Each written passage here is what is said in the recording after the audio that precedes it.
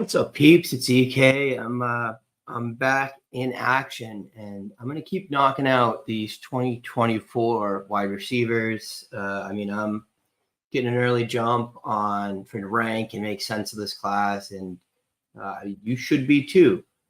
So today we're going to talk about Emeka Egbuka, the other Ohio State wide receiver, who many have as wide receiver 2 in this class, but he's pretty undeniably a top 5 wide receiver in this class, and certainly profiles as a guy that's going to be really successful at the next level. So I'm going to do the data profile first, as per my usual, and then I'll come back and I'll do some film work in a separate session this afternoon.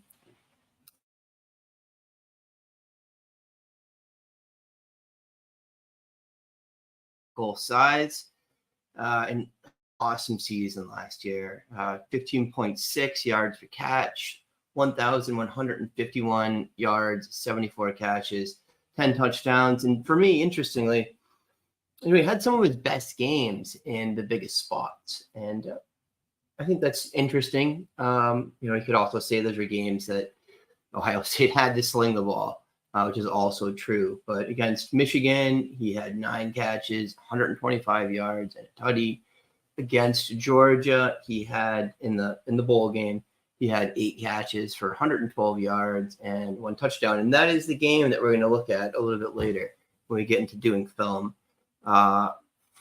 First, we'll look at my model.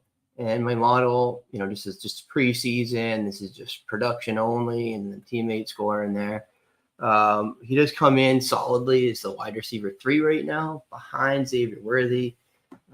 Xavier Worthy has been awesome. So this isn't, anything to be knocking Egbuka about. In terms of, kind of peripheral stats that are in it right now, I care about receiving yards per team pass attempt.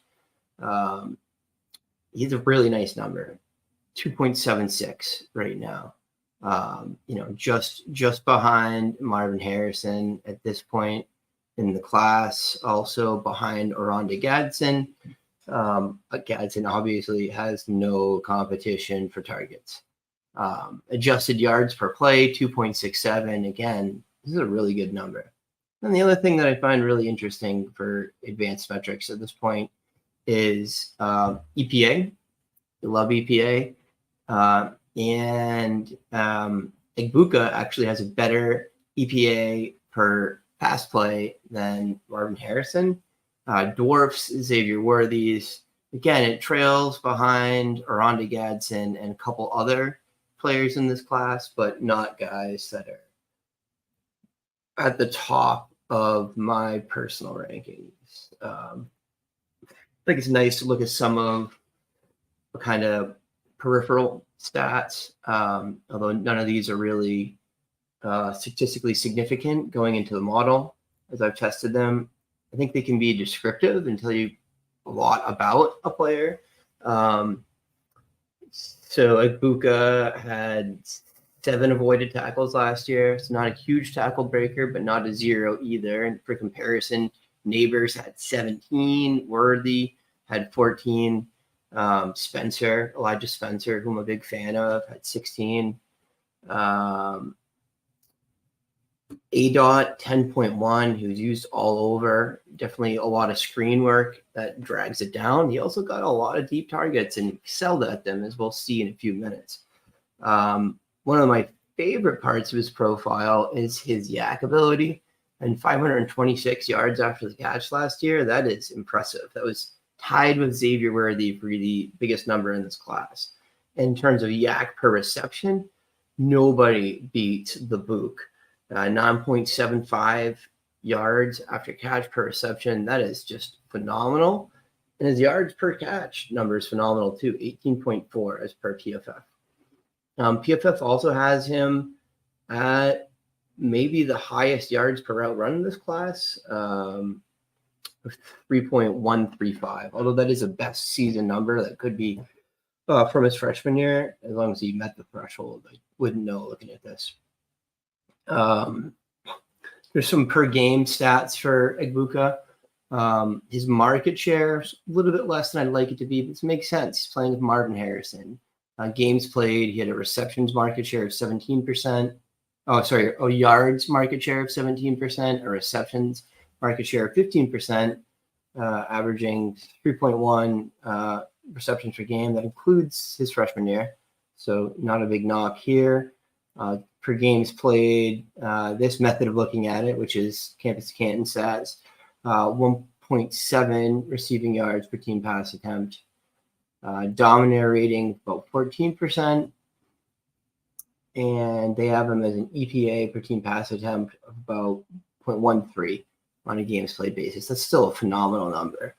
So as you can see, pretty solidly, my wide receiver 3 at this point, ahead of Singer, ahead of Gadsden, ahead of Franklin, ahead of Neighbors. These aren't film rankings. This is just production numbers. But it's him, Worthy, and then the field at this point. We're going to look at this from a couple of different lenses now. This is using Campus to Canton's player plot tool.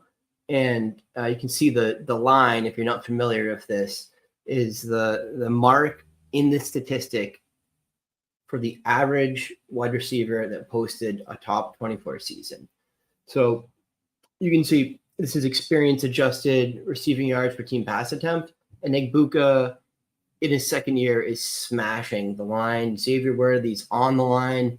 Egbuka's right up there with Marvin Harrison, Jamar Chase, obviously a hair below them. It's still just really excellent showing here. This is EPA per team pass attempt, experience adjusted. Again, you can see Egbuka is in rarefied air. They're tying with Jamar Chase in his sophomore season. And this is just looking at PPR points, which for me is kind of an overhaul of shorthand for production because it's including touchdowns, it's including yardage, it's including receptions. Again, Egbuka, just a really nice showing here. Not hitting Jamar Chase levels, but certainly tucked up there well above the line.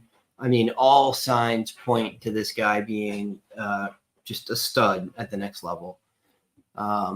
A couple of data points we'll look at here. This is PFF offensive grade. I don't want to get too much into the weeds of this. This is looking at just Power 5 players from the 24 and 25 class. And you can see Egbuka he's just right up here, man. Fifth with Tez Johnson, who has done that at a G5 level, obviously, but is a P5 guy now with his transfer. Just a hair behind Marvin Harrison. But Marvin Harrison, again, is a generational talent.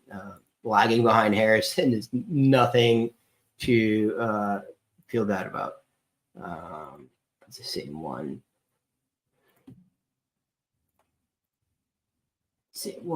So yards per route run.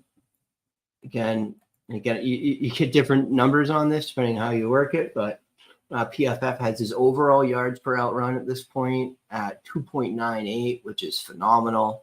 Again, it's behind only Harrison, Tez Johnson, and Jabri Barber from Troy, who I don't think you really got to worry about.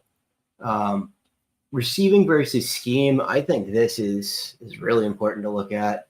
And again, not me, other people have done the work.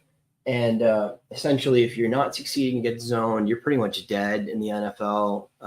You can be average against man and exceptional against zone and make a career out of that.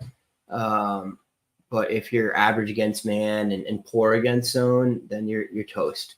And these do, tell you a little bit more about guys, looking at where they were succeeding. So receiving grade against man, Egbuka is 14th amongst this cohort. But for me, these stats, these PFF stats are interesting, but they don't correlate exactly to like fantasy points per game at the next level. Just a loose correlation. You can see there's something going on, right? I mean, players that are good, Marvin Harrison, Malik Neighbors, Emeka Egbuka, drift to them, been able to get it to correlate exactly. So anyways, interesting to talk about. Don't get stuck on this. I do like to look at yards per route run against the different schemes, as well as the receiving grade. And again, Egbuka, right up there, 2.66 yards per route run against man. That's a nice number. Marvin Harrison, for comparison, 3.73. Jacob Cowling, 3.33. Dominic Lovett leading the class at 8.09. We will get to Lovett. He is one of my favorite players. Okay, and then let's go over a little bit. Oh, also, the other thing I wanted to look at here is his yak. 5.9 yak per reception against man. I mean, dude is a baller. Now we'll look at receiving grades against zone. And again, Egbuka, number 10 in the class, with the cohort, both classes, 24, 25. 338 yak against zone, and 8.0 yards after contact per reception, and a 3.31 yards per route run against zone, which is in fact good for second in this class. So Egbuka, competent against man, but a zone killer. And we'll look at this on his film a little bit as well. And again, he even exceeds Marvin Harrison in that stat. A dot not super high, but they used him on a lot of short work. So one last thing that I think is interesting to look at here is his receiving depth, just to get an idea of the role he might play. And the way PFF has it graded out, Egbuka is actually substantially better down the field than he is on these short passes, but he's also one of the short pass guys in the offense. It is what it is. I think that's more of a Ryan Day scheme thing than anything else. But on medium, 10 to 19 yards downfield, Egbuka has a 99.1 receiving grade for them, 200 yards after contact, and a 13.67 yard per route run. That is bonkers. And then deep, 92 receiving grade, 15.92 yards per route run. I mean, that's pretty phenomenal, So I think that's about all I wanted to talk about on this data profile. But I mean, the overall gestalt of Egbuka's production to this point it tells me he's going to be a successful NFL wide receiver. Obviously, you can see he's been a little bit more successful against zone than against man, but he still succeeds against man, right? Our last profile we were looking at Dorian Singer, who was really good against zone, but just very weak against man.